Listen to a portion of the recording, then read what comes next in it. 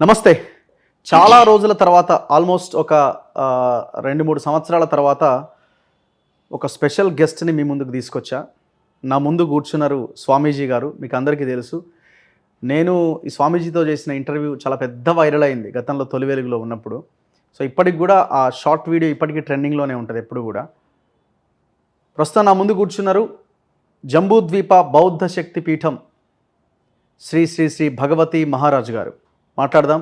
చాలా అంశాలు మనం డిస్కస్ చేయాల్సినవి ఉన్నవి. స్వామీజీ నమస్తే. నమస్కారం. యాహ్! ఎలా ఉన్నారు స్వామీజీ? జగదంబ కృపా కటాక్షం. ఓకే.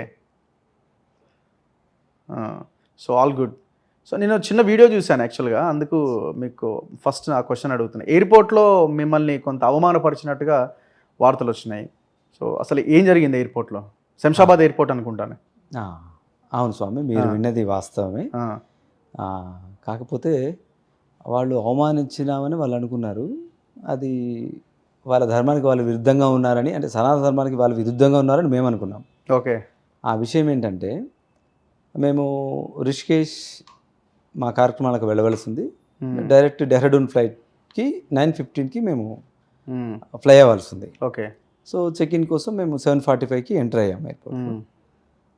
తర్వాత స్కానర్ దగ్గర ఈ దండ సెక్యూరిటీ ఆఫీసర్స్గా ఉన్న ఒక 2 star officer, sub inspector rank CISF సిబ్బంది ఈ దండ ఎయిర్పోర్ట్కి అలో లేదండి అని చెప్పారనమాట.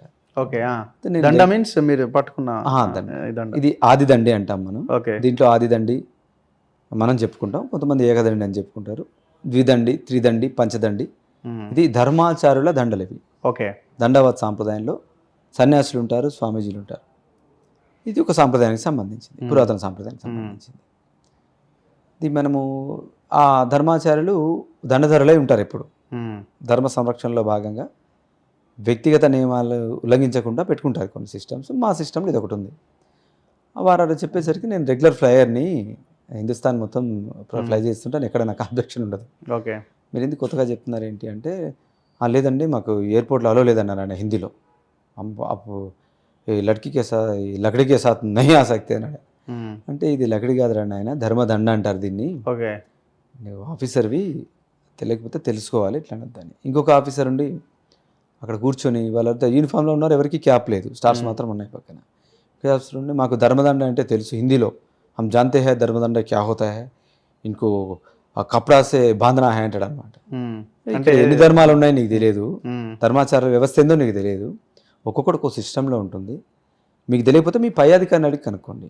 సెక్యూరిటీ రీజన్స్ అన్నారు కదా, స్కానర్లో స్కాన్ చేసుకోండి, భద్రతా నియమాలు ఉంటాయి కదా, స్కాన్ చేసుకోండి, ఇబ్బంది లేదు కదా అంటే వినకుండా అవహేళనగా మాట్లాడుకుంటూ ఒకతను ఆ స్కానర్ దాటిన తర్వాత ఆ దండ చేతిలోకి తీసుకొని ఏ హత్యార్కు అలా ఉన్నాయి అని, ఇది ఆయుధం అంట. సరే ఓకే, ఇది ఆయుధం అలవ లేదు నువ్వు అంటున్నావు. 3 రకాలు చెప్పారు సబ్ ఇన్స్పెక్టర్ ర్యాంక్ ఆఫీసర్స్. మీ పై అధికారులను అడగండి. ఇప్పటివరకు ఎవరు అబ్జెక్షన్ చెప్పింది లేదు. వాళ్ళు అడిగేదల్లా ఒకసారి స్కాన్ చేయించమని అడుగుతారు. మా చేతులతో, మా స్వహస్తాలతో అక్కడ స్కానర్లో పెట్టిన తర్వాత, స్కాన్ అవుట్ అయిన తర్వాత మళ్ళీ మేమే తీసుకొని చేతిలో పట్టుకున్నాం. స్కానర్ నుంచి అవుట్ అయ్యి వచ్చిన తర్వాత వాళ్ళు ముట్టుకోరు. చెప్తారు, అయ్యా మీరు ఎక్కడెక్కడో ఉంటారు, ఏమో చేస్తుంటారు, అది మేము ముట్టుకొని అపవిత్రపరచ కరెక్ట్ కాదని వాళ్ళు అంటుంటారు. వీరే నవ్వుకుంటూ మేము తీసుకుని వెళ్ళేవాళ్ళం. దానికి భిన్నంగా ఒకరి చేతితో ఒకరు మార్చుకుంటూ, ఎగతాళి మాటలు మాట్లాడుకుంటూ, ఈ హత్యారకు హలో నహీ కరింగే అని ఒకరు, ఇంకొకరు మీ దండనే లోపలికి రానివ్వమని, ఇంకొకరేమో ఇది అది కాదని, ఇట్లా వాళ్ళ మధ్య ఆర్గ్యుమెంట్ నడుస్తుంది. కామ్గా నుంచున్నాను. దీంట్లో ఎవరైనా హైయర్ ఆఫీసర్ ఉంటే పిలవండి, లేకపోతే మీరు కనుక్కోండి అని చెప్పి నించున్నాను అక్కడ. నాతో పాటు 2 శిష్యులు ఉన్నారు, వాళ్ళు ఉన్నారు అక్కడే. ఓకే.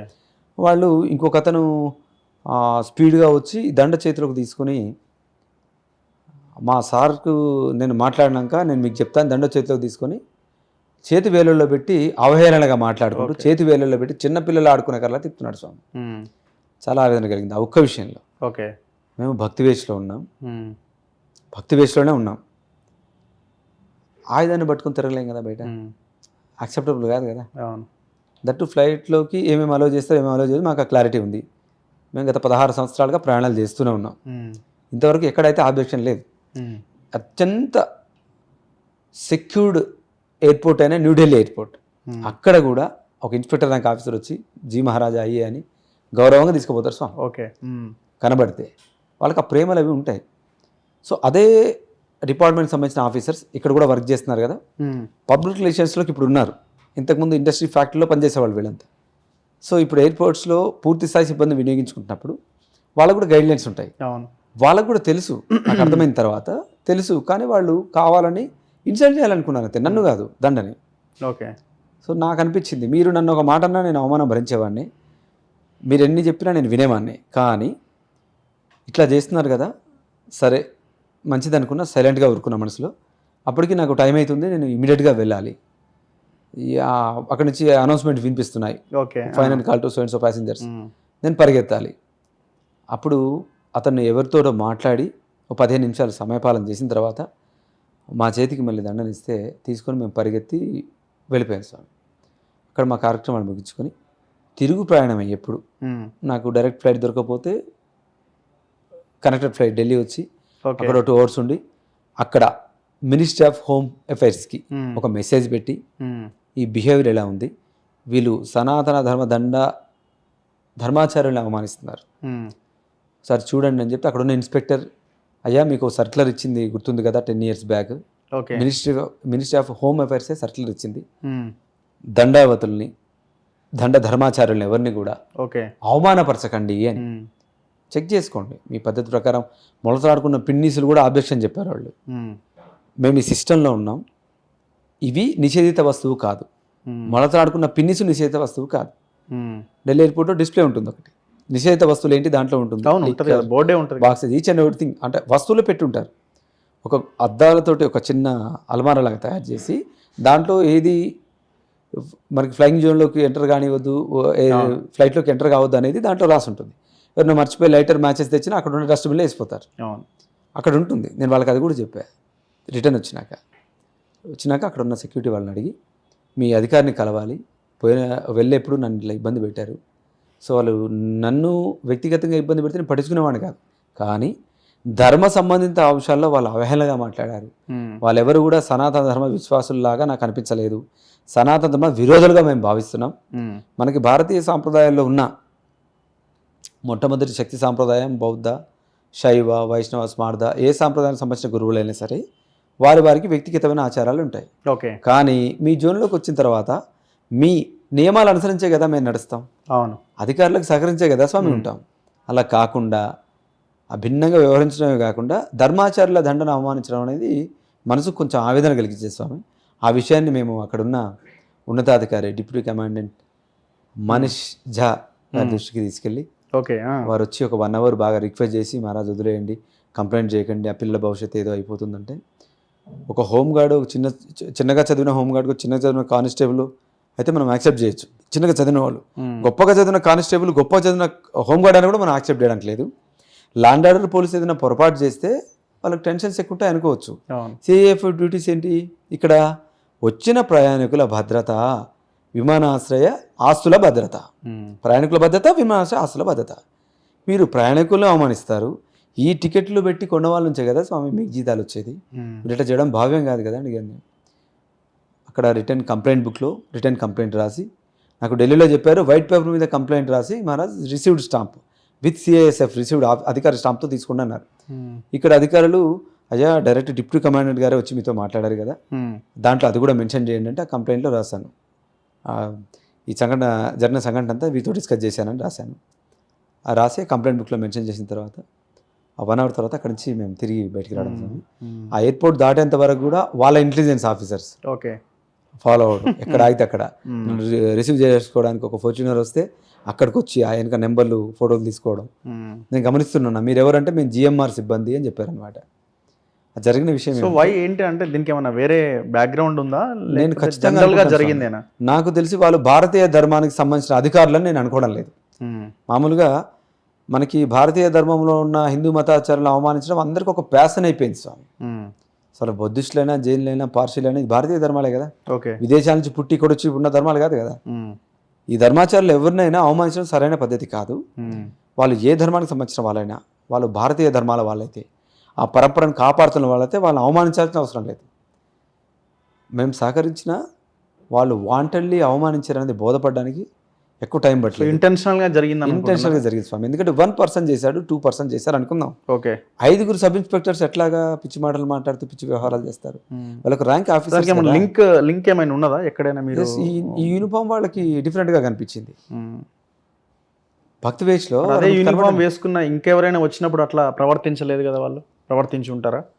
ఇట్లా మేము మాలాంటి వాళ్ళు ఏం చేస్తారంటే ఎయిర్పోర్ట్లో ట్రావెల్ అయ్యేటప్పుడు ప్రోటోకాల్ వాళ్ళకి హైర్ ఆఫీసర్ తోటి ఫోన్లు చేయించుకొని వాళ్ళ ద్వారా నీటికి వెళ్ళిపోతారు. ఓకే, నేను పెద్ద పెద్ద కార్యక్రమాలు ఉన్నప్పుడు నా వెంట సంఖ్య ఎక్కువ ఉన్నప్పుడు మాత్రం ఖచ్చితంగా నేను ప్రోటోకాల్ వాళ్ళకి ఫోన్ చేస్తాను. ఒకరు బయటకు వస్తారు, రిసీవ్ చేసుకుంటారు, వెళ్ళిపోతాం. దాంట్లో ఇబ్బంది లేదు. నేను ఒక 2 శిష్యులతో పోతున్నాను, అది హడావుడి కార్యక్రమం. ఇప్పుడు ఎందుకు వాళ్ళకి కాల్ చేయడం అని చెప్పి కాల్ చేయలేదు స్వామి. ఆ స్టిక్ తిప్పేటప్పుడు కూడా నేను మొబైల్తో క్యాప్చర్ చేయించేవాడిని. కానీ ఎక్కడ కూడా విమానాశ్రయాల్లో అనధికారిక చిత్రీకరణ నేరం, ప్రొహిబిటెడ్. అది ఆ కనీస జ్ఞానం కూడా వాళ్ళకి లేకపోయింది, ఆ బిహేవ్ చేయకూడదని. ఆ ఎయిర్పోర్ట్ 6 నెంబర్ సెక్యూరిటీ చెక్ దగ్గర ఆ సీసీ కెమెరాలో ఆ ఫుటేజ్ ఉంటుంది ఇప్పుడు కూడా. నేను ఆఫీసర్కి అది కూడా చెప్పొచ్చా. మొన్న మా తెలంగాణలో ఒక ఆఫీస్లో ఫైల్ తగలబడినట్టు మళ్ళీ ఆ ఫుటేజ్ మాయం చేశారు, జాగ్రత్తగా ఉంచండి. నేను ఆల్రెడీ మెయిల్ పెట్టాను, రేపు నాకు ఆన్సర్ వస్తుంది, మీరు కూడా అక్కడ ఆన్సర్ ఇవ్వాల్సి వస్తుంది. ఇక్కడ జరిగిన ఆ పని నేను అవమానంగా భావించట్లేదు, వాళ్ళ ధర్మం మీద చేసిన దాడిగా భావిస్తున్నాను. నేను ఒకరిద్దరు కాదు, 5 officers. Okay, it's not correct. నేను మాట్లాడాలనుకుంటే నాకు ఫ్లైట్ ఇంకా టైం ఉంటే నేను అక్కడే నిగ్గదీసి కంప్లైంట్ ఇచ్చి వాళ్ళ మీద ఏదైనా యాక్షన్ తీసుకున్నంత ఉండి వెళ్ళేవాడిని. నాకు టైం లేదు కాబట్టి వెళ్ళాను. ఇప్పుడు వచ్చాను. ఇక ముందు హిందుస్థాన్లో ఉన్న, భారతదేశంలో ఉన్న ఏ ఒక్క ఎయిర్పోర్ట్లో కూడా ఏ ధర్మాచార్యను కూడా ఇట్లా అవమానించకూడదు మీరు. అట్లా మీరు వాళ్ళకి ఏం చెప్తారో చెప్పండి. డిపార్ట్మెంటల్ యాక్షన్ అయితే మస్ట్ అండ్ షుడ్ అని చెప్పాను నేను. యూనిఫామ్ వేసుకున్న అధికారి ఎవరితో ఎట్లా ప్రవర్తించాలనేది వాళ్ళ ట్రైనింగ్లోనే చెప్తారు. వీళ్ళది మర్చిపోయినట్టున్నారు. చెప్తే అధికారి కూడా తప్పకుండా స్వామి నేను మా ఐజీ గారితో మాట్లాడి అన్ని చేసుకుంటాను అని బాగా హంబుల్గా రిక్వెస్ట్ చేశారు. సో మీరు అదే ధర్మాన్ని కంటిన్యూ చేస్తున్నారా? ఏమన్నా మారిందా అటు ఇటుగా? మేము వేల సంవత్సరాల అప్పుడు ఇంటర్వ్యూ చేసినప్పటి నుంచి వేల సంవత్సరాల నుంచి ఉన్న సనాతన ధర్మ వ్యవస్థలోనే మేమున్నాం. ఓకే, కానీ సనాతన ధర్మానికి ఒక్కొక్కరు అర్థం చెప్పుకుంటున్నారు బయట. అదే అంటే మీరు ఇప్పుడు సనాతన ధర్మం కాపాడడానికి మేము ప్రయత్నం అంటున్నారు. ఇంటర్వ్యూ స్టార్టింగ్లోనే జగదాంబ అమ్మవారి కృప అని మాట్లాడుతున్నారు. సో ఇవన్నీ చెప్తున్నప్పుడు మీరు మాది శక్తిపీఠం స్వామి. ఓకే, మేము స్వతహాగా శాక్తేయ సాంప్రదాయ సదాచార సంపన్నులం. శక్తి సాంప్రదాయానికి సంబంధించిన అనువంశ కుటుంబంలో జన్మ తీసుకున్న వాళ్ళం. మాకు అమ్మవారి నిత్యారాధనలు ఉంటాయి. మా శక్తి సాంప్రదాయంలో జై జగదంబ అనుకోవడం, జై భవాని అనుకోవడం, జై రేణుకా పరంజ్యోతి అనుకోవడం, జై పరాశక్తి అనుకోవడం మాకు అలవాటు. తర్వాత మీరు పాత వీడియోలో కూడా చూసుంటారు, మేము ఫస్ట్ బుద్ధవందనం చెప్పుకుంటాం. నమో తస్స భగవతో అర్హతో సమ్మా సంబుద్ధస్స అని చెప్పుకుంటాం. ఆ తర్వాత నమో భగవతే జాంబవంతాయ అని చెప్పుకుంటాం. తర్వాత శ్రీమాత్రే నమః అని చెప్పుకుంటాం. శ్రీమాత్రే నమః శాక్తేయ పరంపరకు సంబంధించిన పదం. అట్లా ఉన్న నానా రకాల పదాల్లో జై జగదంబ కూడా ఒకటి. నేను మన భారతీయ స్వరాజ్య నిర్మాత అయిన శివాజీ మహారాజుని అమితంగా ఇష్టపడేవాడిని. వారు నిత్యం కూడా జై జగదంబ అనే జగన్మాతను స్మరించేవాళ్ళు. అయితే ఈ శక్తి స్వరూపాన్ని రకరకాల వ్యక్తులు రకరకాల పేర్లతో స్మరిస్తుంటారు, ఆరాధిస్తుంటారు. మేము వంశం పారంపర్య పూజారులం కదా, అది బై DNA ఉంది, కుటుంబాలు అలవాటుగా ఉంది కొన్ని వందల ఏళ్ళ నుంచి. కాబట్టి ఆ ట్రాక్ నుంచి మేము పక్కకు రాలేదు. అసలు నిజమైన సనాతన ధర్మం ఏంటి అనేది కూడా గతంలో మేము కొన్ని సందర్భాల్లో మాట్లాడాం. మీరు పాత వీడియోలో చాలా వాటిలో చూడొచ్చు. సనాతన ధర్మ పరిరక్షణ అంటే ఏంటి అంటే ఫస్ట్ సనాతన ధర్మం ఏంటో తెలియాలి కదా. అది నిత్య నూతనం అని అర్థం. ఒకప్పుడు ఇదే భారతదేశం ప్రపంచానికంతా గురువుగా ఉందని ఇప్పుడు చెప్తున్నారు. అసలు అప్పుడు భారతదేశం పేరే లేదు, అది జంబూ ద్వీపం. జంబూ ద్వీపంగా ఉన్నప్పుడు ఇక్కడ మంత్రాలు కూడా చదువుతూ ఉంటారు కదా, జంబూ ద్వీపే సంకల్పం చెప్తారు. ఇప్పుడు జంబూ ద్వీపే భరతవర్షే భరతఖండ అని చెప్తుంటారు. కానీ ఆ పేరును మాత్రం అందరు మర్చిపోయేలా చేయగలిగారు స్వతంత్రం వచ్చిన తర్వాత. స్వతంత్రానికి ముందు కూడా దీన్ని బ్రిటిష్ ఇండియా అని పిలిచేవారు. 11 ప్రావిన్స్లు ఉండేవి, 560 చిల్లర సంస్థానాలు ఉండేవి, రాజులు ఉండేరు, వారికి పతాక వేరు, వ్యవస్థ వేరుగా ఉండేది, ప్రతి అడ్మినిస్ట్రేషన్ వేరుగా ఉండేది. కానీ ఐక్య భారతం అయిన తర్వాత భారతదేశంగా పేరు పడింది. మన ఇండియన్ కాన్స్టిట్యూషన్లో కూడా డీటెయిల్స్ అని మెన్షన్ చేసినాయి కదా, రాజ్యాంగ పీఠలు కూడా రాశారు ఇండియా దట్ ఈజ్ భారత్ అని. ఇప్పుడు కానీ ప్రాచీన గ్రంథాల్లో ఎక్కడికి వెళ్ళినా కూడా జంబూ ద్వీప ఉత్తర భాగ రాజ్యాలు, జంబూ ద్వీప పశ్చిమ భాగ రాజ్యాలని అప్పుడు అవంతి, కోసల, మగధ ఇట్లా పేర్లు ఉండేవి అప్పుడు రాజ్యాల పేర్లు. అయితే ఆ జంబూద్వీపం కల్చర్ నుంచి ప్రపంచ గురువుగా ఈ భూభాగం వెలిసెల్లడానికి కారణమైన ధర్మ ఆచరణలు ఏంటి? భారతదేశంలో బుద్ధ భగవానుడు నడియాడిన కాలం ఎంతో ధర్మాచార్యులు భారతదేశాన్ని అంటే జంబూద్వీపాన్ని సంస్కరించారు. అప్పుడున్న జంబూద్వీపంలో బుద్ధ భగవాన్ అనే ధర్మాచార్యుని ద్వారా మాత్రమే ఈ భూభాగం ప్రస్తుతం భారతదేశంగా పిలువబడుతున్న భూభాగం ప్రపంచ గురువుడుగా పరిడవిల్లింది. వేరే దేశాల నుంచి ఇక్కడ వచ్చి విజయనభజించి వెళ్ళేవాళ్ళు. అప్పుడున్న 13 రకాల విశ్వవిద్యాలయాలు నలంద, తక్షశిల, విక్రమశిల, నాగవాపి, ఇప్పుడు చెప్పే జ్ఞానవాపి మసీదుగా ప్రచారం చేస్తారు. అది మహావిశ్వవిద్యాలయానికి ఉన్న పేరు ఒకప్పుడు, మహావిశ్వవిద్యాలయానికి. ఇప్పుడు మనం కూర్చున్న ఈ ప్రాంతం ఇక్కడ కూడా ఇప్పుడు ఘట్ కేసర్, కీసరగట్టు, కీసరగట్టు, ఘట్ కేసర్, కొంచెం పదం మార్చారు అంతే. ఇక్కడ నుంచి మహా ఈసారం లేదా మైసారం, ఇప్పుడు మహేశ్వరం అని పిలుస్తున్నాం దాన్ని. అక్కడ మహమ్మాయి దేవాలయం ఉండేది, ఇప్పుడు రాజరాజేశ్వరి దేవాలయంగా పిలుస్తున్నాం. ఇప్పుడు రాజరాజేశ్వరి దేవాలయాలుగా పిలువబడుతున్న చాలా వరకు ఆలయాలు మహమ్మాయి దేవాలయాలు, బుద్ధ భగవాన్ మార్తుమూర్తి దేవాలయాలు అవన్నీ. ఇక్కడే మనకు రామోజీ ఫిల్మ్ సిటీ పక్కన కొత్తగూడెం చౌరస్తాలో మహమ్మాయి గూడెం అనే ఒక ఊరే ఉంటుంది. ఆ అమ్మవారి ఆలయం ఉంటుంది ఆ ఊర్లో, మహమ్మాయి గుడి లేదా మహమ్మాయి ఆలయం. మహమ్మాయి ఆలయం పేరు మీదుగా మహమ్మాయి గూడెం అనే పేరు వచ్చింది ఆ విలేజ్కి. ఇది ఇప్పుడు కాదు, 1000 years బ్యాక్ రాజరాజ భూపాలుడు అనే రాజు ఎస్టాబ్లిష్ చేసిన టెంపుల్ అది. వీళ్ళంతా బౌద్ధ న్యాయాలు, చోళులు, కుందూరు చోళులు, పల్లవులు, వెల్నాడు చోళులు, చాలా మంది బౌద్ధ న్యాయాలుగా ఉండేవాళ్ళు ఆ రోజుల్లో. మీరు ఆ మధ్య వచ్చిన గౌతమిపుత్ర శాతకర్ణి సినిమా చూస్తుంటారు. అవును, బౌద్ధమే అప్పుడంతా. గౌతమిపుత్ర శాతకర్ణి బౌద్ధ న్యాయి. అప్పుడు అమ్మ పేరు ముందు పెట్టుకునేవాళ్ళు. సో చివరాఖరికి ఆయన విషప్రయోగం జరిగినప్పుడు కూడా మళ్ళీ బౌద్ధ బిక్కులు ఆయన కాపాడతారు. మిగతా వాళ్ళు యజ్ఞాలు యాగాలు చేసి ఖర్చులు పెట్టిస్తే ఏమీ లేకుండా ప్రాణాల నుంచి వీళ్ళు కాపాడతారు. అంటే ఒక్కొక్కరు ఒక్కొక్క స్ట్రక్చర్లో ఉన్నారు. అయితే ఈ జంబూద్వీప అనే పేరుని వీళ్ళు మర్చిపోయేలా చేయగలిగారు, ఆ స్ట్రక్చర్ వినబడకుండా చేయగలిగారు. నిజమైన సనాతన ధర్మం జంబూద్వీపం నుంచి వచ్చింది.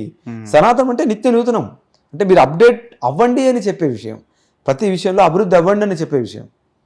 సనాతన ధర్మానికి రకరకాల విషయాలు ఆపాదించారు. అది ఇప్పుడు మనము ఈ భూభాగంలో ఇన్ని రకాల ఆచార వ్యవహారాలు మనం కలిగి ఉన్నాం. ఇప్పుడు మేము శ్రీమాత్ర మహా అంటున్నాం, జై జగదమ్మ అంటున్నాం, జై భోలేనాథ్ అంటారు, ఒరిస్సాకి వెళ్తే జై జగన్నాథ్ అంటారు, మీరు ద్వారకాకి వెళ్తే జై శ్రీశ్యామ్, రాధే రాధే, ఉజ్జయిని మహాకాల్కి అయితే జై మహాకాల్, ప్రతి ఒక్క దగ్గర జై శ్రీకృష్ణ, ఇట్లా ప్రతి ఒక్క దగ్గర ఒక నినాదం ఉంది స్వామి. ఆ దేవ ఆలయాలకు సంబంధించినవి ఇవన్నీ కూడా సనాతన ధర్మానికి సంబంధించిన అంశాలే కదా. మరొకటి నినాదాన్ని నెత్తినెత్తుకుని ఎందుకు తిరగాలి? ఓకే, అందరినీ గౌరవించాలి కదా. ఇవన్నీ కూడా ధార్మిక వ్యవస్థలోనివే కదా. సో మేము ఆ జంబూద్వీప కల్చర్లో స్టార్ట్ అయిన సాంప్రదాయాన్ని తిరిగి కొనసాగించడానికి చాలాసార్లు సనాతన ధార్మిక వ్యవస్థని రక్షించాలి, సంరక్షించాలి అని చెప్పుకొని వచ్చాం.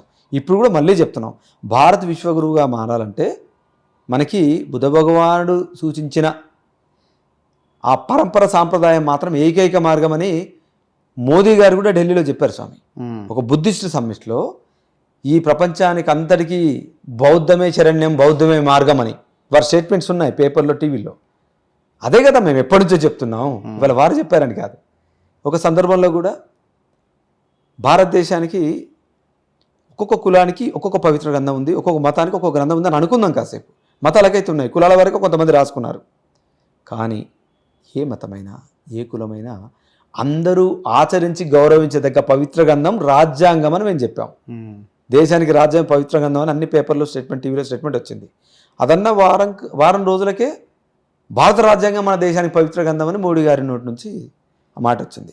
భగవతి ఈ మాట మోడీ నోట అని కొన్ని ఆర్టికల్స్ రాసుకున్నారు. ఓకే, వారికి మాకేం కమ్యూనికేషన్ లేదే, భావజాలం ఎందుకుంది? అది నిజం కాబట్టి ఇది విశ్వగురువుగా మారాలంటే ఈ సాంప్రదాయాలు అనుసరించండి అని వారే చెప్పారు కదా. అంటే దేశ మొదటి పౌరుడు అని మనం భావిస్తున్న రాష్ట్రపతికైనా వ్యవహారికంగా కార్యనిర్వహణ వర్గంలో వీళ్ళే ఉంటారు కనుక అంత ముఖ్యమైన వ్యక్తి కూడా ఇప్పుడు చెప్తున్నారు, మేము ఎప్పటి నుంచో చెప్తున్నాం.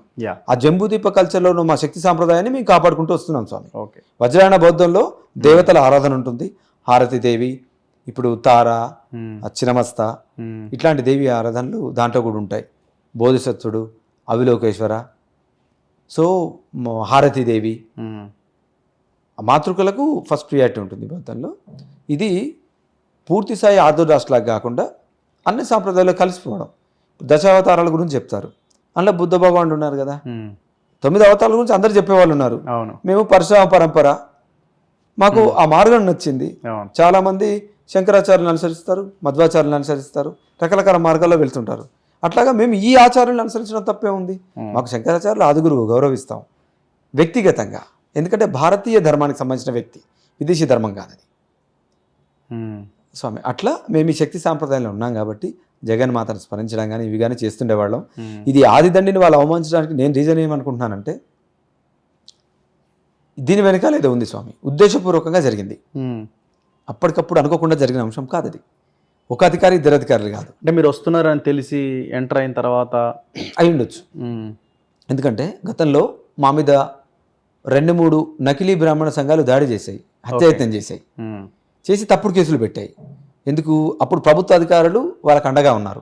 2 ప్రభుత్వ సలహాదారులు, 2 ఒక ఆచారి, ఒక శర్మ, 2 ప్రభుత్వ సలహాదారులు మా మీద తప్పుడు కేసులు పెట్టించారు. నాకు ఆ విషయం తెలుసు. తర్వాత వాళ్ళు రియలైజ్ అయ్యి వచ్చి క్షమాపణ కోరారు, ఎవరి పనిలో వాళ్ళు ఉన్నారు.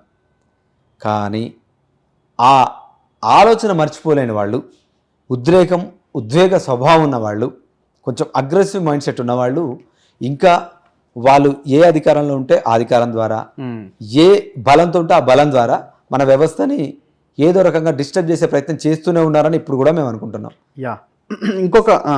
ఇంకొక ప్రధానమైన అంశం దేశంలో ఈ రామ మందిర నిర్మాణంకి సంబంధించి. సో దీని మీద మీరు ఏ అభిప్రాయంతో ఉన్నారు? అక్కడ ప్రతిష్టాపన కార్యక్రమము, సో దేశమంతా కూడా అయోధ్య రామ మందిర నిర్మాణం చాలా గొప్ప విషయంగా అందరూ భావిస్తున్నారు. మెజారిటీ ప్రజలందరూ కూడా ఈ విషయాన్ని చాలా గొప్పగా చూస్తున్నారు, ఏ మాటకు ఆ మాట. సో దీని పట్ల మీ అభిప్రాయం ఏంటి? స్వామి, ఇప్పుడు సనాతన ధార్మిక వ్యవస్థని కొనసాగిస్తూ కాపాడే బాధ్యతలో ఉన్నవారిగా మా వ్యక్తిగత అభిప్రాయం అంటూ ఉండదు, వ్యవస్థగత అభిప్రాయమే మాట్లాడాల్సి ఉంటుంది. ఓకే. మేము ఇప్పుడు మాట్లాడుతున్నామంటే పీఠం తరపున మెసేజ్ ఇచ్చినట్టుగానే ఉంటుంది. అంతే కదా. మందిరాలు దేశంలో చాలా ఉన్నాయి, నిర్మాణం అవుతున్నాయి. వేరే ధర్మాలకు సంబంధించిన వాళ్ళవి కూడా ఉన్నాయి, నిర్మాణం అవుతున్నాయి. ఎక్కడా వివాదం లేదు.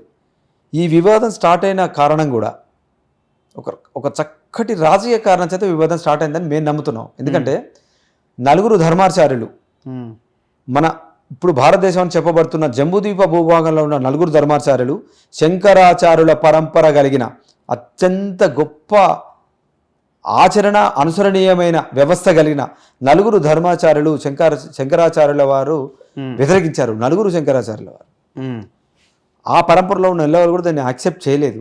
వారు చేయకపోవడానికి కారణం ఏంటి? దేవ ఆలయం అన్న తర్వాత పూర్తి నిర్మాణం జరిగిన తర్వాతనే ప్రాణప్రతిష్ఠ అనేది చేయవాలి అని అది శాక్తేయ ఆగమైన, శైవ ఆగమైన, వైష్ణవ ఆగమైన చెప్తోంది. ఇప్పుడు మనము రాముల వారు యుగ పురుషుడిగా అందరూ గౌరవించి ఆరాధిస్తున్నారు కనుక వారి చరిత్రలోకి వెళితే వారు ఇప్పుడు శ్రీ వైష్ణవానికి సాంప్రదాయానికి సంబంధించిన వాళ్ళని వీళ్ళంతా ప్రచారం చేస్తున్నారు, నిలువునామాలు పెడుతున్నారు.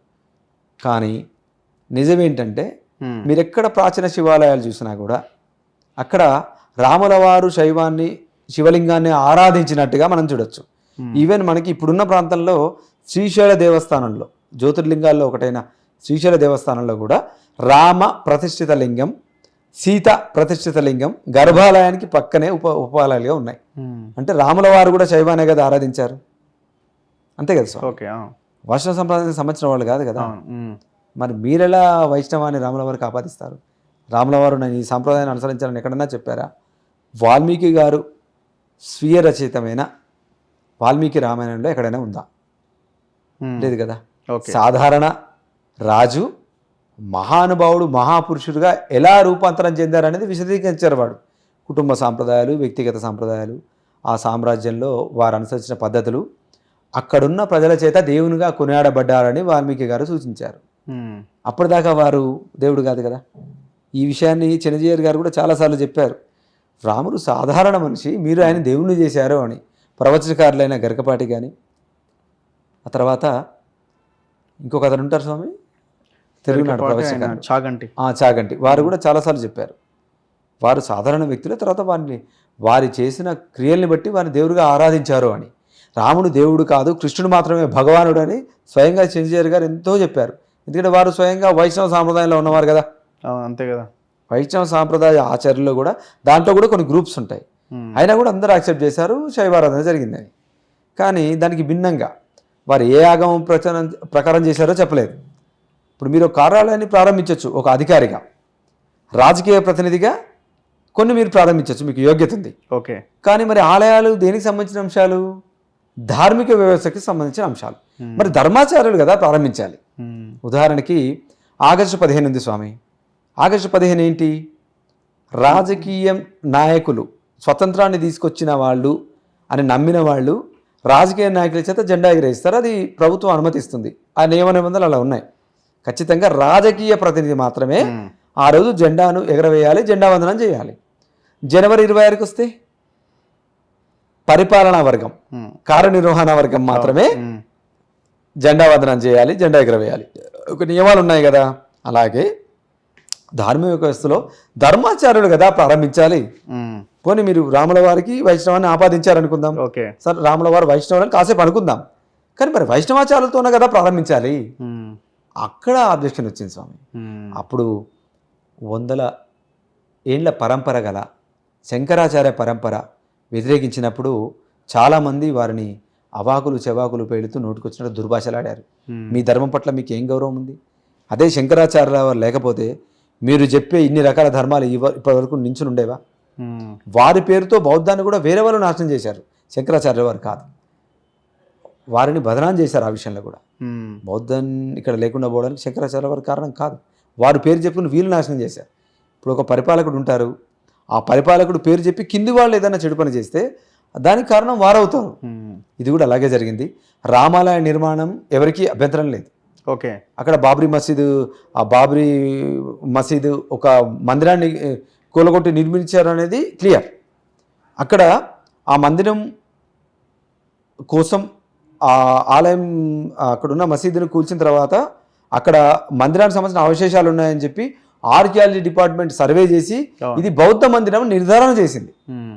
అవి ఎవిడెన్సెస్ ఉన్నాయి, కోర్టులో కూడా ఎవిడెన్సెస్ ఉన్నాయి. కానీ ఎక్కువ మంది ప్రజలు కోరుకుంటే ప్రజాస్వామ్యంలో మెజారిటీస్లా ఎక్కువ మంది ప్రజలు ఏవైతే కోరుకుంటారో ఎక్కువ మంది కోరుకున్నది నిజమవుతుంది. కాబట్టి మోస్ట్ ఆఫ్ ది పీపుల్ అక్కడ రామాలయం ఉందని నమ్ముతున్నారు. ఓకే. కాబట్టి వాళ్ళకు అనుకూలమైన ఆలయ నిర్మాణానికి హైకోర్టు, సుప్రీంకోర్టు అభ్యంతరం చెప్పలేదు. ఇప్పుడు రామచరిత మానస్ను మనం ఆధారంగా తీసుకుంటే అంతకుముందు ఎన్నో ఉద్గ్రంథాలు ఉన్నాయి. రామచరిత మానస్ ఒక వ్యక్తిచే రచించబడ్డ రచన, దాన్ని మేము గౌరవిస్తాం, ఆ గురువుని కూడా మేము గౌరవిస్తాం. కానీ అంతకుముందు ఉన్న గ్రంథాల్లోకి వెళ్తే ఒక 500 ఏళ్ల క్రితము బాబ్రీ మసీద్ గురించి మనం మాట్లాడుకుంటున్నాం.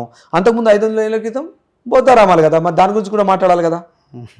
ఏం స్వామి, చరిత్రలోకి వెళితే ఇప్పుడు భారతదేశం భూభాగంలో ఉన్న అన్ని ప్రాచీన ఆలయాల్లో 90% బౌద్ధ సంఘ ఆరామాలు కానీ బౌద్ధ చైత్యాలు, స్తూపాలు కానీ రకరకాలుగా మార్చబడ్డాయి. ముస్లిమ్స్ ఆక్యుపై చేసుకున్నారు, అరబులు ఆక్రమించుకున్నప్పుడు వాళ్ళ పద్ధతిలో చేసుకున్నారు. ఇక వీళ్ళు రకరకాల తుర్క గ్రూపులు వచ్చినప్పుడు వాళ్ళ పద్ధతిలో మార్చుకున్నారు వాటిని. ఇప్పుడు శైవులను రాజ్యం చేసినప్పుడు శైవాలయాలుగా మార్చుకున్నారు, శాక్తేయులు రాజ్యం చేసినప్పుడు శాక్తేయులుగా మార్చబడ్డాయి.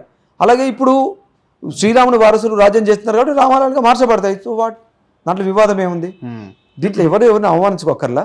కానీ ఒక ఆగమ శాస్త్రం ప్రకారం నిర్వహణ జరగాల్సిన ఆలయాలను అవమానించడం తగదు అని శంకరాచార్యుల వారు ఏదైతే చెప్పారో అది ఈ సందర్భంగా గుర్తు చేసుకుంటూ మా పీఠం తరపున ఏంటంటే ఇంకొక 500 ఏళ్ళు వెనక్కి వెళ్దామని చెప్తున్నాం. అది ఆర్కియాలజికల్ ఎవిడెన్స్. అన్ని బౌద్ధ సంఘారామాలే కదా. 84,000 ఆరామాలు జంబూదీప మహాచక్రవర్తి అయిన అశోకుడు నిర్మాణం చేస్తే వాటన్నిటిని పైన మార్చేసుకున్నారు. అంతే అన్ని మార్చేసుకున్నారు. సో వాటిలో ఇప్పుడు 40,000 ఆలయాలు మావి అని కొన్ని సంఘాలు చెప్తున్నాయి. ఇప్పుడు ఇక్కడ ఉన్న దైవాలన్నీ భారతీయ దైవాలు. మరి భారతీయ దైవాలకు పూజారులు భారతీయులే ఉండాలి కదా. మరి ఎవరు వచ్చి ఇక్కడ ఎట్లా పూజలు చేస్తారు? అది అడగరే. ఇప్పుడు సాయిబాబా విషయం చాలా వివాదం చేశారు స్వామి. సాయిబాబా ముస్లిం ఫకీరు, మన హిందువులు ఎవరు వెళ్ళకూడదు, పూజలు ఆరాధించకూడదు, చందాలు ఇవ్వకూడదు అని చెప్పారు. కానీ అక్కడ ఉండే పూజారులైన విదేశీ వాళ్ళని బయటికి వెళ్ళాలని ఎందుకు చెప్పట్లేరు? వాళ్ళు పూజలు మానేస్తే అయిపోతుంది కదా, అది మనదే అవుతుంది కదా. అంటే వాళ్ళకు అనుకూలమైన అంశాలు ఎప్పుడు వాళ్ళు ముందే ఉన్నారు. ఇక్కడ ఒక మతాన్ని కానీ ఓ ధర్మాన్ని కానీ ఒక రకమైన వ్యవస్థను కానీ వ్యతిరేకించేది లేదు. స్వయంగా వంశం పురోహితులమైన మేము ఆ భారతీయ పురోహిత పరంపరని, గ్రామదేవతల ఆచార పరంపరని కాపాడడానికి సిద్ధంగానే ఉండి అదే మార్గంలో ప్రయాణం చేస్తున్నాం. ఇప్పుడు మీరు దశావతారాల్లో మేము పరశురాముని అంశ, పరశురాముని ఎంత గౌరవిస్తామో బుద్ధ భగవాన్ కూడా అంతే గౌరవిస్తాం. కానీ మిగతా దేవదేవతలు ఉన్న కాలంలో ఈ జంబూద్వీప భూభాగం ప్రపంచ గురువుగా లేదు. కానీ భగవాన్ బుద్ధ ఉన్న పీరియడ్లో ఈ భూభాగం జంబూద్వీప భూభాగం విశ్వగురువు అయింది. కాబట్టి మళ్ళీ భారత్ విశ్వగురువుగా మనం మార్చాలంటే మోడీ చెప్పినట్టు, ఆ ప్రధానమంత్రి మోడీ చెప్పినట్లు ఖచ్చితంగా అదొక్కటే మార్గం అని ఇప్పటికీ మేము నమ్ముతున్నాం. మేము అమ్మవారి ఆరాధనలో ఉన్నాం, పూజాధికాలు, యోగాలు, హోమాలు మేము చేస్తాం. 500 ఏళ్ళ వెనక్కి వెళ్ళి మొత్తం తవ్వి తీయాలని అంటారు.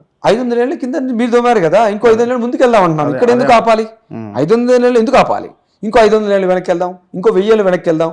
ఆర్కియాలజికల్ ఎవిడెన్స్ ఉన్నాయి కదా, హరప్పా సింధు నాగరికత నుంచి ఇక్కడ ఉన్న హైదరాబాద్ సంస్థానం వరకు కూడా అన్నీ ఉన్నాయి కదా స్వామి, ఆర్కియాలజికల్ ఎవిడెన్సెస్. ఏ వంశాలు పాలించాయి, ఆ రాజులేంటి, వారి చరిత్రలేంటి, వారి కుమారులేంటి, వారి యుద్ధాలేంటి, పరిపాలనా సంస్కరణలేంటి, అన్నీ ఉన్నాయి కదా ఆధారాలు. ఇన్ని ఆధారాలు పెట్టుకొని ఏ ఆధారం లేకుండా మనం ఎలా మాట్లాడతాం? ఇప్పుడు మేము కూడా విశ్వగురువుగా మారిన కారణం కూడా చెప్తున్నాం, 13 విశ్వవిద్యాలయాల గురించి చెప్తున్నాం. ఇది వాస్తవాలే కదా. ఇంకొక 1000 ఏళ్ళు వెనక్కి వెళ్తే మన చరిత్ర మనకు పరిచయం అవుతుంది కదా. చాలామంది అంటారు ఇక్కడ అందరూ ఈ దేవీ దేవతలంతా శూద్రులే, అయినా మేము బ్రాహ్మణం ఉండి చేస్తున్నామని. ఎవరు చేయమన్నాడు? ఎవరి దేవతలను వాళ్ళు చేసుకుంటారు కదా. ప్రతి కులానికి ఆచారం ఉంది, ప్రతి మతానికి ఆచారం ఉంది. ఎవరు వాళ్ళు చేసుకుంటారు? మిమ్మల్ని ఎవరు చేయమన్నారు? మీరు కదా వచ్చి మాలయాల్ని స్వాధీనం చేసుకొని మాకు కాకుండా చేశారు. ఇప్పుడు రాముల వారు అందరి దేవుడు స్వామి. ఇప్పుడు మా పూర్వీకులు కూడా చాలామంది ముందు ఏదైనా ఆ పత్రిక మీద పంచాంగం ముహూర్తం ఏదైనా రాసిచ్చేటప్పుడు వాళ్ళ పద్ధతిలో శ్రీరామ నీవే కలవు అని రాస్తారు. అంటే మిగతా దేవుళ్ళు లేరని అర్థం. రామ అంటే అయోధ్య రామనే కాదు, చాలా మంది రాములు ఉన్నారు. మా పరశురాముడు కూడా చాలా గొప్పవాడు. మేము జై పరశురామ్ అనుకుంటాం. ఇప్పుడు మోహన్ భగవత్ ఉన్నారు, వారు చిత్పవన్ బ్రాహ్మణ్. ఇక్కడ సౌత్ ఇండియాలో మేము ఎట్లయితే పరశురామ పరంపర అని చెప్పుకుంటామో, చవన, ఔర్వ, ఆప్లవాన, జమదగ్ని, భార్గవ అని ప్రవర చెప్పుకుంటామో, అక్కడ కూడా వాళ్ళు అదే చెప్పుకుంటారు, సేమ్ ప్రవర, పరశురామ పరంపర అని. పరశురాముని చితాభస్మం నుంచి ఉద్భవించిన వారు అని అర్థం దానికి చిత్పవన్ బ్రాహ్మణ్ అంటే. మరి మోహన్జీ భగవత్ గారు కూడా మరి మా పరశురామ పరంపరకు సంబంధించిన వాళ్ళే కదా. భిన్నంగా చూడటానికి లేదు కదా. కాకపోతే మేము మొండిగా వాదించట్లేదు, ఆర్కియాలజికల్ ఎవిడెన్సెస్ తోటి మాట్లాడుతున్నాం. అది కొంతమందికి రుచించట్లేదు. మరి ఇవన్నీ శూద్ర దేవతలు అయినప్పుడు సరే ఇక్కడున్న భారతీయ శూద్ర పూజారులే చేసుకుంటారు, మరి మీకేం అవసరం? మాలయాలు మాకు వదిలేయచ్చు కదా. ఆలయాలు ఆక్రమించుకొని తినడానికి విధి కావాలి, అక్కడికి వస్తే ఒక నినాదం, అందరికి ఒకటే నినాదం. ఇప్పుడు నేను ఓం నమ శివాయ అంటాను స్వామి, జై మల్లన్న అంటాను, ఓ లింగ అంటాను, నాకు జై ఎల్లమ్మ తల్లి అంటాను, జై మైసమ్మ తల్లి, జై మారమ్మ తల్లి అంటాను, అదే జై చెంగాలమ్మ అంటాను, లక్ష్మీ తిరుపతమ్మ తల్లి అంటాను, జై బీరప్ప అంటాను. ఇవి నా సంస్కృతిలో ఉన్నవి. నువ్వు నీ జెండా తెచ్చి నా ఇంటి మీద పెడితే ఎట్లా? నాకు కల్చర్ ఉంది కదా, నాకు సంస్కృతి ఉంది కదా. ఇన్ని నినాదాలు ఉన్నప్పుడు భారతీయ సనాతన ధర్మంలో నీ నినాదం మేము ఎందుకు నెత్తిన పూసుకొని తిరగాల? జై శ్రీరామ్ మేమంటాము, కానీ మీరామ్ మారాం కాదు. సమాజం అంతా అదే అదే నినాదం. మీరామ్ మారాం కాదు కదా. రామావతారాలు చాలా ఉన్నాయి, రామావతారాలు చాలా ఉన్నాయి. దాంట్లో పరశురామ అవతారం చాలా గొప్పది. అని విశ్వం అంతా తిరిగి 21 సార్లు అక్కడ ఉన్న క్షత్రులందరినీ వధించాలనేది చరిత్ర. కార్తవీర్యాజుడు, ఇప్పుడు మనం చెప్పుకునే, ఇప్పుడు మా వాళ్ళు పురాణ గాథలు చేసేటప్పుడు మరిచెట్ల వ్యాపారం కూడా ఉంటుంది. గొప్ప రాజు వాళ్ళు. కార్తవీర్యాజుడు గొప్ప రాజు. వీళ్ళు ఇప్పుడు శిబి చక్రవర్తి ఉన్నాడు. వీళ్ళకి సంబంధించిన చరిత్రలు మన మధ్య ఇంకా తిరుగుతున్నాయి. అంటే వీటికి ఆర్కియాలజికల్ ఎవిడెన్సెస్ ఉన్నాయి. వాళ్ళ కోటలు ఉన్నాయి, వాళ్ళ పూర్వీకులు ఉన్న స్థానాలు ఉన్నాయి, వాళ్ళు నిర్మాణం చేసిన ఆరామాలు ఉన్నాయి. ఇప్పుడు మనం ఇప్పుడు మనకి పంచారామాలు చెప్తారు కదా ఆంధ్రాలో, అవన్నీ కూడా బౌద్ధ ఆరామాలే. ఆర్కియాలజికల్ ఎవిడెన్సెస్ ఉన్నాయి. పూజలు కూడా తెలుస్తుంది, మేము వద్దనం లేదుగా. ఇవాళ లింగాన్ని పెట్టి ఆరాధించుకో, రేపు అమ్మవారిని పెట్టి ఆరాధించుకో, తప్పలేదు. కానీ అవమానించడం ఎందుకు? ఒకటే ఎందుకు మనం అందరినీ పూసుకురావాలి? ఇప్పుడు నేను బేసిక్గా చిన్నప్పుడు ఆర్ఎస్ఎస్ క్యాండిడేట్ స్వామి, నేను కూడా స్వయం సేవక్ని. నేను కూడా చెప్పుకునేవాడిని. అక్కడ పోయినప్పుడు ప్రార్థనలో కూడా నమస్తే సదా వత్సలే మాతృభూమే త్వయా హిందూ భూమే సుఖం వర్ధితోహం. కంటిన్యూగా అందులో ఆటలు ఉండేవి, పాటలు ఉండేవి, బౌద్ధికులు ఉండేవి, చాలా జరిగేవి. కానీ ఒక సాంప్రదాయాన్ని అలవాటు చేయడం వరకు ఓకే, కానీ ఒక్క దేవుని వైపు ఎందుకు తీసుకెళ్ళాలి? ఇంతమంది దేవదేవతలు ఉన్నప్పుడు నా గ్రామంలో రామాలయం లేదు, శివాలయం ఏముంది, మా అమ్మవారి ఆలయం ఉంది, బొడ్రాయి ఉంది. నాకు వీళ్ళు కదా ప్రధానం. అందరం ఎందుకు ఒకే ఆలయం చుట్టూ తిరగాలి? ఇన్ని ఆలయాలు ఎక్కడికి పోవాలి? పురాతన చరిత్ర ఉన్న ఆలయాలు, 500 ఏళ్ళ ఆలయం గురించి మీరు మాట్లాడితే 1000 ఏళ్ళ ఆలయాల గురించి కూడా మాట్లాడాలి కదా. కానీ మీరు అన్ని ఆలయాలకు పోండి అని మీరు చెప్తలేరు కదా. మరి అన్ని ఆలయాలకు వెళ్ళొద్దని నేను చెప్పడం లేదు. ఎవరి చరిత్రను వాళ్ళు గౌరవించుకోండి, పక్కవారి సంస్కృతిని అవమానించొద్దని చెప్తున్నాం. మాకు కల్చర్ ఉంది, వీళ్ళైతే గౌరవించడం అయితే మానే, కానీ అవమానించడం ఎక్కడిది? నేను ఓం నమ శివాయ అంట, నా మీద పీక మీద కత్తి పెట్టి నువ్వు జై శ్రీరామనం అంటే ఎట్లా? నేను ఓం నమ శివాయ అంట, శ్రీమాత్రేమ అంట, జై జగదంబ అంట, నా పీక మీద కత్తి పెట్టి నువ్వు శ్రీరామని ఎందుకు అనమంటావు? నాకు మనసు నచ్చి నేను కదా అనాలి. నేను జై పరశురామ్ అంట, మా పరంపరది. నార్త్లో నడుస్తుంది జై పరశురామ్ జై శ్రీరామ్ వర్సెస్ నడుస్తుంది. అక్కడ ప్రతి బండికి జై శ్రీశ్యామ్ అని రాసుకుంటారు వెనకాల. Okay. Most of the people 20 ఏళ్ళ నుంచి జై శ్రీరామ్ రాస్తున్నారు, అంతకుముందు లేదుగా. మేము దానికి భిన్నం కాదు కదా స్వామి, స్వయంగా మేమే స్వయం సేవక అని చెప్తున్నాం కదా. దానికి భిన్నమే మేము కాదు కదా. నేను కూడా ఘనవేష్ చేసుకొని దండదారునే వెళ్ళేవాడిని శాఖకి. నేను ఇంటర్మీడియట్ టైంలో. మీరు వెళ్తారా మరి అయోధ్యకి స్వామి? మీరు అయోధ్యకి వెళ్తారా? ఒక ప్రకృతిలో ఒక ఆకృతి ఏర్పడిందంటే ప్రతి ఒక్కరికి ఉత్సాహం ఉంటుంది. అది సనాతన ధార్మిక వ్యవస్థలో ఉంది కాబట్టి మేము తప్పకుండా వెళ్తాం. మమ్మల్ని ఆపడానికి ఎవరికి రైట్ లేదు. రాముడు ఒక్కరి సొత్తే కాదు కదా, అందరికీ ఆరాధ్యుడే. కానీ మా సాంప్రదాయం ఫస్ట్ మాకు.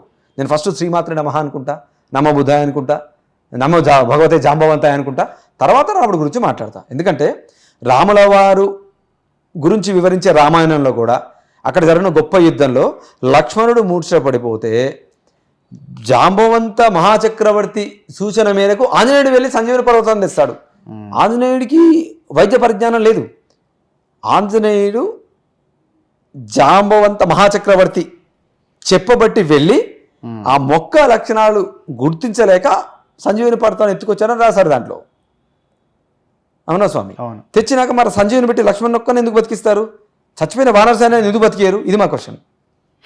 ఓకే. వీళ్ళు మనుషులు కదా, నీకు సహాయపడ్డారు కదా, వానరులను పేరు పెట్టావు సహాయపడ్డ వాళ్ళకి. వాళ్ళెవరు కోతి రూపం కాదు, చక్కటి దృఢమైన శక్తివంతమైన శరీరం గల ఆజానుబాహులు. చిన్న చూపు చూడడానికి అట్లా రాశారు. తర్వాత జాంబవ మహాముని కూడా జాంబవ మహాచక్రవర్తి ఆయన. రాముల వారు వచ్చినప్పుడు ఆదరించింది, అన్నం పెట్టింది, సైన్యాన్ని ఇచ్చింది, ఈ ఆయనకు మళ్ళీ సీతను దగ్గర చేసింది. ఇవన్నీ చేసింది కూడా ఎవరు? జాంబవంత మహాముని, ఆయన రాజ్యంలో ఉన్న సేన. ఒక మహాచక్రవర్తిని పట్టుకుని బల్లుకు అవతారం వేస్తావా, ఎలుగుబంటి అంటావా? ఎంత అహంకారం! తప్పు కదా స్వామి. వాల్మీకి ఎప్పుడు కూడా తప్పుడు రాజులని నేను అనుకోవట్లేదు. వాళ్ళు చెప్పే చరిత్రలో ఏమనే ఉండేగాక జై శ్రీరామ్ అనడానికి ఎవరు వ్యతిరేకం కాదు. అట్ ద సేమ్ టైం మన దైవాలు కూడా మనం గౌరవించుకోవాలి కదా. ఓకే. మన సంప్రదాయం మనం గౌరవించుకోవాలి కదా. రామాలయాన్ని మేము ఖచ్చితంగా సందర్శిస్తాం. కారణం ఏంటి అంటే ధార్మిక వ్యవస్థలో ఒక భాగం కాబట్టి. నిత్య గోపాల్ దాస్ గారు చాలా సేవ చేశారు స్వామి రామాలయానికి. ఈ మధ్య వేరే వేరే ఆచార్యుల పేర్లు వస్తున్నాయి బయటికి. నిర్మాణం అయ్యేంతవరకు మన పేరు ఉంటుంది, కాగానే వేరే వేరే పేర్లు వస్తాయి. మా ఆవేదన కూడా అదే కదా.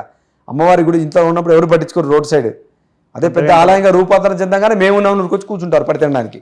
మా ఆవేదన అంతా అదే. ఈ ధర్మాన్ని నాశనం చేసేది బయటి వాళ్ళు కాదు స్వామి. ఈ మధ్య చాలా మంది అర్చక స్వాములు ఆలయాల్లో అక్రమ సంబంధాలు పెట్టుకుని మహిళల్ని చంపారు కదా. దాని గురించి మాట్లాడమే ధార్మిక సంస్థలు. అప్పుడు కూడా మరి జై శ్రీరామ్ అంటూ వెళ్ళి వారిని పట్టుకుని అవి వాళ్ళు చేయాల్సిన పనులన్నీ చేయాలి కదా. ధర్మం గురించి మాట్లాడే మా వాళ్ళ మీద హత్య ప్రయత్నాలు చేస్తారు, మా లాంటి వాళ్ళ మీద, నిజాలు మాట్లాడే వాళ్ళ మీద. మరి ఆ ఆలయంలో పనిచేసే అర్చకుడు ఎంత పవిత్రంగా ఉండాలి స్వామి, 10 మందికి ఆదర్శవంతంగా ఉండాలి కదా. వాళ్ళు అక్రమ సంబంధాలు పెట్టుకుని ఆస్తుల కోసం, నగల కోసం ఎంతమందిని చంపారు మన హైదరాబాద్లో. అక్కడ ఒక ఆలయంలో ఒక పెద్ద ఆవిడని ఆస్తి కోసం చంపారు, మల్కాజ్గిరిలో. అవును. ఇక్కడ మొన్నటికి మొన్న దిల్సుఖ్నగర్ ఏరియాలో అమ్మాయిని ఎంత దుర్మార్గంగా చంపారు స్వామి. చంపి కాంక్రీట్ వేసి పూజ పెడతారా? ఇవేనా మన వేదశాస్త్రాలు మనకు నేర్పించేవి? అందరికీ ఆదర్శంగా మనం ఉండాలి కదా. నేనేమంటే ధార్మిక వ్యవస్థలో కూడా ఒకరి ధర్మాన్ని ఒకరు అవమానించకూడదు. నేను అమ్మవారి గుళ్ళని ఇష్టపడతాను, అమ్మవారి ఆరాధనలు చేస్తాను, అమ్మవారికి ఆరాధించే కుటుంబంలో పుట్టాను కనుక అదే నాకు అలవాటు అయిపోయింది. తర్వాత నాకు నా చరిత్ర నేను తెలుసుకున్నాను. దీంట్లో ప్రపంచ గురువుగా మారాలంటే మార్గం ఏంటి? మొన్న మోడీ చెప్పినట్టుగా ప్రపంచ గురువుగా భారత్ని మార్చాలంటే ఇది ఒకటే మార్గం అనుకున్నాం. దశావతారంలో ఉన్న బుద్ధ భగవాన్ని ముందు పెట్టి నడుస్తున్నాం, తప్పే ఉంది. అట్లాగే నా ఆరాధన నేను ఎదుర్కోలేదు కదా. నా పని నేను చేస్తున్నా, ఆ పనులు చేస్తున్నాను. జై శ్రీరామ పదానికి ఎవరు వ్యతిరేకం కాదు. ఎట్ ద సేమ్ టైం మా జై మహాకాలు ఉండాలి, శ్రీమాత్రే నమః ఉండాలి, జై రేణుక పరంజతి ఉండాలి, జై పరశురామ్ కూడా ఉండాలి. ఇది మా ఇచ్చా స్వామి. మీరు ఏ విలేజ్కి వెళ్ళండి 90% నేను చెప్పిన నినాదాలే ఉంటాయి. జై శ్రీరామ్ 20 ఏళ్ళ నుంచి వస్తున్న నినాదం. అంతకుముందు ఈ నినాదం ఊళ్ళలో తెలియదు. శాఖాపరంగా రాష్ట్రీయ స్వయం సంఘ్ ద్వారా మాత్రమే గ్రామాల్లో పరిచయం అయింది. అంతకుముందు ఇవి చెప్పుకునే వాళ్ళు కాదు. నార్త్ ఇండియాలో కూడా అందరు కలిసి రామ్ రామ్ అని చెప్పుకుంటారు, వ్యాపారస్తులు, రకరకాల వర్గాలకు సంబంధించిన వాళ్ళు. ఆ రాముడు ఐదు రాముడు కాదు, రామ్ రామ్ వేరే, వాళ్ళ కల్చర్ వేరే, వాళ్ళ సాంప్రదాయం వేరే. సో ఇక్కడ మేము తిరిగే రామానందీయ ఆశ్రమాల్లో కూడా రకరకాల వైష్ణవ సాంప్రదాయం ఉన్న గ్రూపుల్లో కూడా జై సియారాం అని చెప్తారు, ఓకే, జై సీతారాం అని చెప్తారు. జై సియారాం, జై సీతారాం, జై శ్రీరామ్ ఉంటుంది నినాదం అక్కడ. సో 20 ఏళ్లలో మనం ఆపాదించుకుంది మంచిదే. అది దేశానందరినీ ధార్మిక వ్యవస్థలందరికీ ఒక నినాదం ఉండాలనుకున్నాను, మంచిదే. అట్ ద సేమ్ టైం మనం కూడా మర్చిపోద్దు కదా స్వామి. మేము జై భారత్ అన్న తర్వాత జై తెలంగాణ అనుకుంటాం, జై భారత్ అన్న తర్వాత జై మహారాష్ట్ర అనుకుంటాం. అంటే ఫస్ట్ దేశం తర్వాత రాష్ట్రం.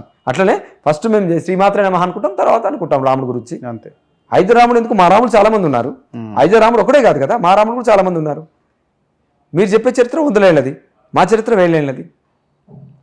ఇక్కడ మొదటి నుంచి కూడా ప్రాచీన భారతదేశంలో ప్రాచీన జంబూద్వీపంలో ఉన్న ఆలయాలను ఒకసారి తరచు చూడండి. ఏం ఆలయాలు ఉంటాయి? శాక్తేయ సాంప్రదాయ, శైవ సాంప్రదాయ, ఒక 1000 ఏళ్ళ నుంచి వైష్ణవ సాంప్రదాయ ఆలయాలు వచ్చాయి. అంతకుముందు ఎక్కడి అవకాశమే లేదు కదా. సో ఇంకొక ముఖ్యమైన అంశం, ఇప్పుడు మీలాంటి వాళ్ళ వల్ల ఈ సమాజానికి ఏంటి ఉపయోగం? ఇప్పుడు చాలామంది స్వామీజీలని ఇట్లాంటి వేషధారణలో ఉన్న వాళ్ళని చూస్తూ ఉంటాం మేము. ఆశ్రమాలు ఉంటాయి, పీఠాలు ఉంటాయి. ఏమి ఉపయోగం ఈ సమాజానికి? మామూలుగా ఒకప్పుడు రాచరిక పరిపాలన ఉన్నప్పుడు ఆ రాచరిక పరిపాలనలో అనువంశికంగా వస్తున్న ఆచార సాంప్రదాయ సామాజిక పరిస్థితులను కాపాడడానికి రాజగురువులు ఉండేవారు స్వామి. ఓకే. వారిని రాజగురువులు అని పిలిచేవాడు. వాళ్ళు రాజులకి సామాజిక సాంఘిక పరిపాలన పరమైన సూచనలు చేస్తూ, అనారోగ్యాలు ప్రబలినప్పుడు వైద్యం చేస్తూ, యుద్ధం ఏర్పడినప్పుడు యుద్ధనీతి బోధిస్తూ, వాళ్ళని చక్కగా గైడ్ చేస్తూ, రాజ్యాన్ని ఎట్లా కాపాడుకోవాలో రాజులకు ట్రైన్ చేస్తూ ఉండేవాళ్ళు, చెబుతూ ఉండేవాళ్ళు. ఇది నడుస్తుండేది. వాళ్ళని రాజగురువులు అని పిలిచేవాళ్ళు. అంటే సర్వకాల సర్వావస్థల్లో కూడా రాజ్యానికి రాజుకు తోడు నీడగా ఉంటూ రాజ్య పరిపాలన ప్రజలు సుభిక్షంగా ఉండేలా రాజగురువులు విధి నిర్వహణ ఉండేది. అవసరం వచ్చినప్పుడు రాజ్యానికి వచ్చి తగు సలహాలు సూచనలు ఇచ్చి తిరిగి వాళ్ళ మఠాలకు ఆశ్రమానికి వెళ్ళిపోయేవాళ్ళు. ఆశ్రమ నిర్వహణ బాధ్యత రాజు చూసుకునేవాళ్ళు. పరస్పర సహకారంతో రాజ్య పరిపాలన దక్షతలో రాజగురువు ఇండైరెక్ట్గా అంటే పరోక్షంగా పాల్గొనేవారు. ఇట్లాగా రాజగురువుల వ్యవస్థ తయారైంది స్వామి. ఆ రాజగురువులు అన్ని రకాల విద్యల్లో ఆరితేరిన తర్వాత ఆ విద్యని శిష్యుల పరంపర ద్వారా విద్యను కొనసాగిస్తూ వచ్చారు. ఆ పరంపరని ప్రస్తుతం ఉన్న మహానుభావులు కొందరు అదేవిధంగా రాజులకు సూచన చేసుకుంటూ అట్లాంటి వ్యవహార దక్షత నిర్వహణ ఇప్పుడు ఉంది. ఆ తర్వాత ప్రజాస్వామ్య ప్రభుత్వాలు ఏర్పడిన తర్వాత ఈ మఠాధిపతులు పీఠాధిపతులు అందరూ కూడా వారి వారి ధార్మిక వ్యవస్థలోనే ఉంటూ ధనార్జన, జ్ఞానార్జన, తర్వాత ఆర్జించిన ధనాన్ని, ఆర్జించిన జ్ఞానాన్ని ప్రజలకు పంచివేయడం చేస్తున్నారు స్వామి. జరుగుతున్నది అది. కాకపోతే ఇప్పుడు దానికి భిన్నంగా కొన్ని ఆశ్రమాలు ఆస్తులు కూడా పెట్టుకోవడంలో శారీరక సుఖాల్లో మునిగిపోయాయి. వాళ్ళని మనం విమర్శించాల్సిన పని లేదు. అన్ని మతాల్లోనూ ఉన్నారు కాబట్టి మన వాళ్ళ గురించి మనం తక్కువ చేసి చెప్పుకోవాల్సిన అవసరం లేదు. కానీ ధర్మాచార్యుల వల్ల సమాజానికి ఏం మేలు జరుగుతుందంటే, రాజగురువుగా రాజ్యాలు ఉన్నప్పుడు ఏదైతే బాధ్యత నిర్వహణ చేశారో మేమిప్పుడు ఆ పాత్ర పోషిస్తున్నాం. మిగతా మఠాధిపతులు పీఠాధిపతుల గురించి వాళ్ళల్లో లోపాలున్నా, నాలో కూడా ఒక లోపం వారికి కనబడచ్చు. కానీ ఇవి చూసుకునే కంటే మనలో ఉన్న లోపాలను సరి చేసుకుంటూ అందరం కలిసి ప్రజెంట్ ఉన్న మన సనాతన ధార్మిక వ్యవస్థను ఏం చేయగలం అనే ఆలోచన వెళ్ళాలని మేము భావిస్తున్నాం.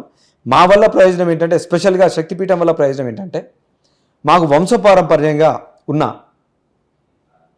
ఆయుర్వేద వైద్యం, పురాతన వైద్యం, ఆ వైద్య విధానం ద్వారా ఏ రకమైన వైద్యం మీరు టోటల్ ఆయుర్వేద వైద్యం మీరు చేయగలుగుతారు. ఒక రోజుల్లో ఒకానొకప్పుడు రాజ్యాలుగా ఉన్నప్పుడు ఆ రాజ్య ప్రాంత పరిపాలన, ఒక రాజు పరిపాలించే కొన్ని ప్రాంతాలలో ఏదైనా కలరా, మశూచి లాంటి అప్పుడు పేర్లుగా ఉండేవి.